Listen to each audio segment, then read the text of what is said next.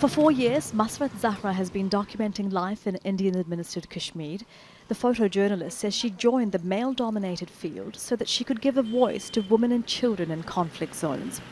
But MASRAT says she was shocked when police used what rights groups call a repressive law and accused her of posting content against the country to disturb law and order.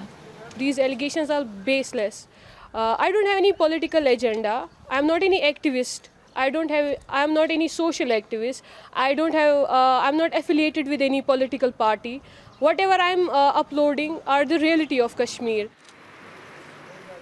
MASRAT is one of several journalists the Indian government has accused of carrying out what it calls anti-national activities. Reporters Without Borders has ranked India 142 out of 180 countries in its annual Press Freedom Index. The monitoring body says the score is heavily affected by the situation in Indian-administered Kashmir, where the government shut down telecommunications for several months after revoking the region's special autonomous status. That made it difficult for journalists to report on what was happening. I don't know who's trying to. QAZI SHIBLI spent 9 months in jail after he reported on the increase in soldiers there. He was never charged.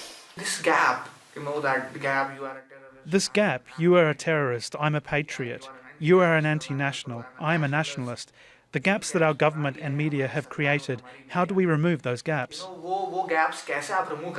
we do not believe all. The government says it's open to criticism, but that there are limits to free speech.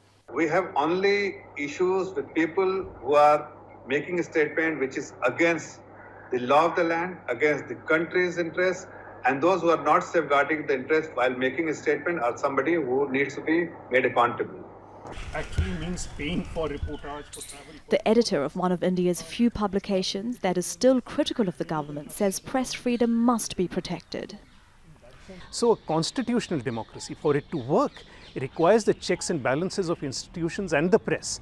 And India today is in the danger of failing to be a constitutional democracy. It may be a democracy in the sense that the majority rules, that the mob rules in some senses, but it is not a constitutional democracy in the real sense today.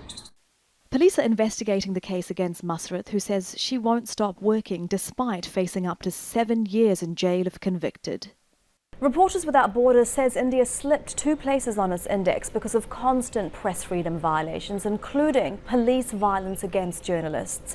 It also cited what it called coordinated hate campaigns on social media against journalists critical of the government's Hindu nationalist ideology, especially if they're women.